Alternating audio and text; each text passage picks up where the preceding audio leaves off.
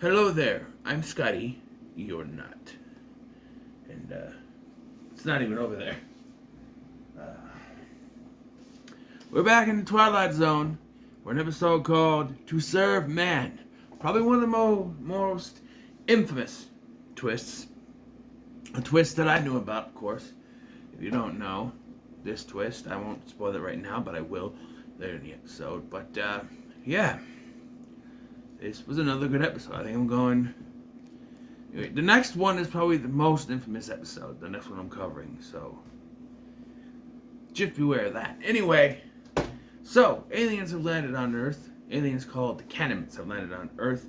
And they're claiming that they're going to help mankind, you know, with prosperity and helping things get better, stop nuclear war, all that stuff.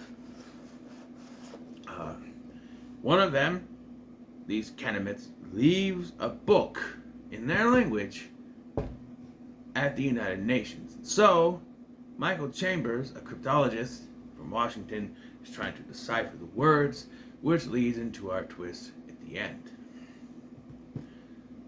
I like this episode, but I don't like how it starts. We start with Michael Chambers being locked up. We have a narration. It's not Rod Stewart's. Rod Stewart. If you want my body. Rod Serling, excuse me. Not Rod Serling's narration, but this guy's narration. Which threw me off. Like, what?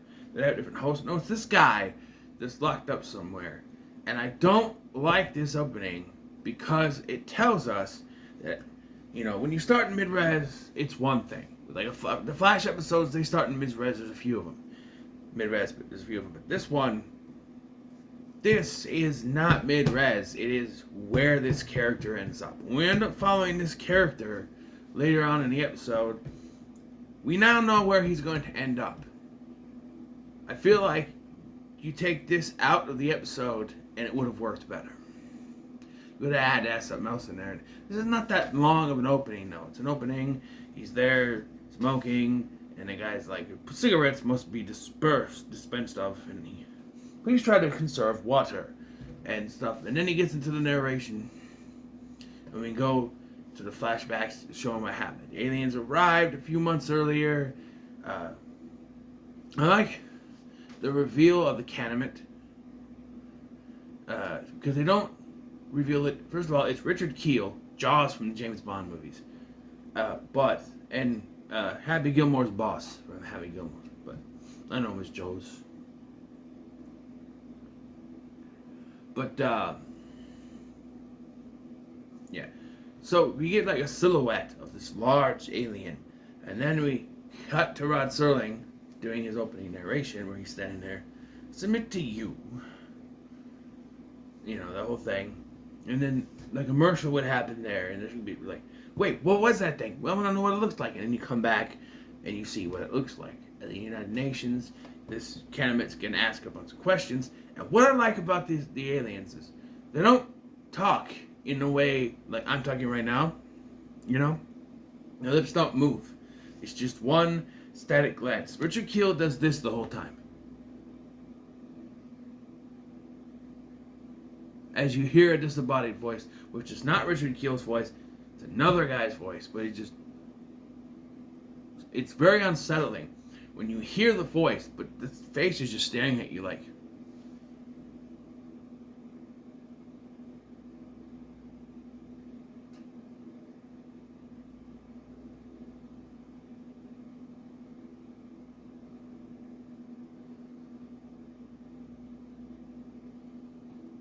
like, if I just sat there and stared at the screen, you probably would get unnerved. Even when it's talking, the lips aren't moving, so it's still unnerving, right? It works. I love it. And so he leaves this book there. We don't know what it is, you know. And so Michael Chambers, he's in charge of trying to figure out what it is as the months go by and people start to board the ship to go to the alien home planet to see, because they brought this prosperity. They've made things better.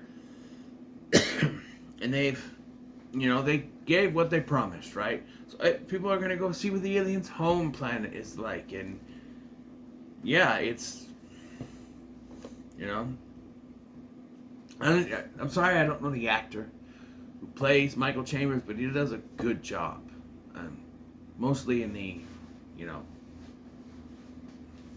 towards the end of the episode with the twist, but he's a great actor. There's a lot of other actors in this. This has a very bloated cast, but it doesn't seem bloated. There's, you know, representatives from each of the United Nations. There's a lot of talking. There's a big supporting cast as well. It works. They use stock footage from Forbidden Planet, and then, you know, you get to see, you know, a scope of a world beyond the just, you know, Eye Beholder was in a hospital the whole time. You got to see the world in time enough at last, but that's after it blew up. You know, other than that, you saw the bank and Bemis's house. Here, you get to see the world a little bit more, albeit there are mostly inside shots, but you get to see some outside shots. Even if they are just stock footage, I think it works. And like I said, I like Richard Kiel as the Canamitz. He played every single one of them. He just, you know, it works, and it lessens the effects for William Tuttle, who does the makeup effects. I mentioned Tuttle in Eye of the Beholder. It's William Tuttle. It lessens, you know, him having to do so many effects and so much makeup. You just do it for one guy, and then you use that guy in multiple scenes as a different alien each time. It works. It works very well. And I also like the score in it, especially when a twist happens. The score just ramps up, and it works very well. Now, let's get to the twist. As they are trying to decipher this thing, the only thing they can decipher is the title of the book, To Serve Man. Now, this was written by Rod Serling, adapted from a short story, I think it was. In the short story, it was called How to Serve Man, instead of just To Serve Man. And there were a few other changes as well, but I don't know off the top of my head, I can't remember. But this, you know, To Serve Man, I don't remember what movie it's from, but there's a movie that parodies this. It might have been Airplane, maybe not. I know there's another one. Maybe it's not Airplane. It's some kind of dinner scene where someone goes, to serve man, to serve man. It's a, you know, blank, blank, blank, blank. But here you get the reveal that his assistant lady figures it out. She comes running to him as he's getting on the plane. Mr. Chambers, Mr. Chambers. Huh? To serve man, to serve man. It's a cookbook. It's a cookbook. They're not going to the alien planet to see the alien planet. They're going as dinner. They're going as lunch. They are going to get eaten. And then they won't let him off. I do love, though, when this is found out, the guy, the human guy who's helping the board, he just went, like, steps away, like, I'm out of here. I like that. But it's all Michael Chambers' reaction here as he freaks out and tries to hit him, but the alien won't let him and forces him on to the plane. Now that he's, you know, that sort of thing. Did everybody else that is in the line get away? I don't know. And then it cuts to him being a prisoner and one of the Canamitz saying, you should eat, Mr. Chambers. Don't want you to lose any weight. Yeah, again, though, it's another good character who meets a bad end. Much like with Time Enough at Last. Only, I can assume Henry Bemis survived for a while on the food that he had.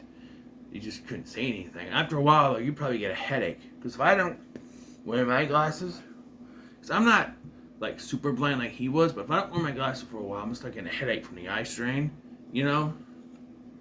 My eyes are going to start to hurt, too. So, yeah, this was good. I liked it. The twist was, while very well known, I think it was executed right. If I didn't know this twist, I think it would work. I think if I was to eventually show these to my son, I think this would make him go, oh, you know, that sort of thing. I do eventually want to show him. I'll show him all these ones I'm doing today, probably. But, yeah, it's another one of those big ones in the highlight zone. The highlight zone? One of those big highlights in the Twilight Zone. Excuse me, can't speak English for some reason. Anyway, what are your thoughts on this episode? Let me know in the comments below. Make sure to like, share, and subscribe. Thank you for watching. I've been Scotty, and I'll see you in the next one.